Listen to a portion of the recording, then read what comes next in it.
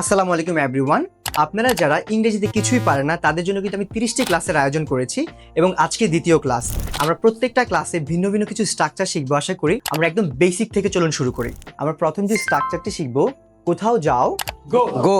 কোথাও যেও না, Don't go. আপনি যান, Please go. আপনি যাবেন না। Please don't go. আমরা একদম সিম্পলি মনে রাখবো, কখনো যদি কাউকে আমি আপনি আপনি করে বোঝাতে চাই তখন আমরা প্লিজ ব্যবহার করব, আর তুমি বা তুই করে বলার ক্ষেত্রে আমরা ডিরেক্টলি ভার্বটা দিলেই হয়ে যাচ্ছে। খাও, Eat. খেও না, Don't eat.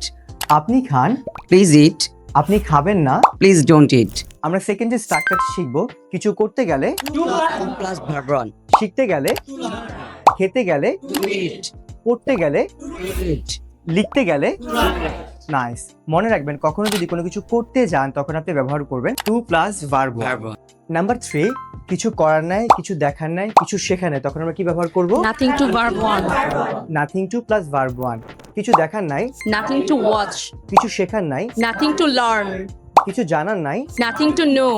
কিছু বলার নাই, Nothing to say. কিছু রান্না করার নাই, Nothing to cook. কিছু শেখানোর নাই। Nothing to teach.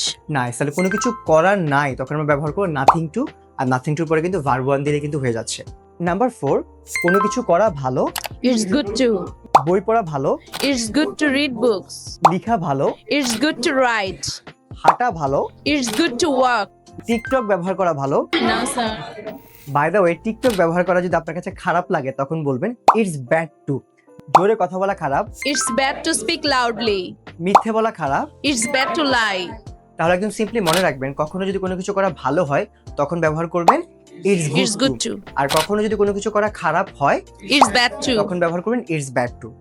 নাম্বার 5, অনেক সময় কিন্তু অনেক কিছু করার সময় হয়, এখন লেখার সময়, এখন বলার সময়, তখন আমরা কি ব্যবহার করব? It's time to. It's time to. এখন লেখার সময়, It's time to write. It's time to right. এখন পড়ার সময়, It's time to read. এখন কথা বলার সময়। It's time to speak.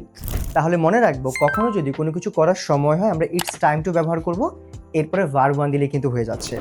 Alright everyone, আজকের ক্লাসে কিন্তু আমরা চমৎকার কিছু স্ট্রাকচার শিখেছি। আশা করি স্ট্রাকচারগুলো আপনিও বাসায় প্র্যাকটিস করলে ইংরেজিতে ফ্লুয়েন্ট হতে পারবেন। চেষ্টা করুন প্রথমে খাতায় লিখে রাখার জন্য, পরবর্তীতে কারো একজনের সাথে প্র্যাকটিস করবেন, তাহলে আপনি ইংরেজিতে দ্রুত কথা বলতে পারবেন। আর আমাদের এই সিরিজটা আপনাদের কেমন লাগছে অবশ্যই আমাকে কমেন্ট করে জানাবেন।